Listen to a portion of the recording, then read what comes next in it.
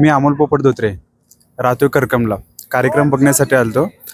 तो शिवाजी महाराजांचा ॲक्टिंग जे करत होता तो माझा भाऊच, लहान भाऊ.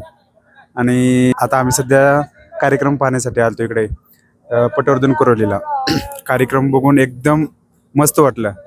फर्स्ट टाइम जे बघितल्यावर ते एकदम शिवाजी महाराजांचा रोल करताना एकदम अंगावर शार आले असे एकदम मस्त वाटलं. पण कार्यक्रम बघण्यासाठी पण कार्यक्रम बघण्यासारखं एक नंबर होते. कार्यक्रम पण छान झाला, त्यासाठी मला अभिमान वाटतो कार्यक्रम.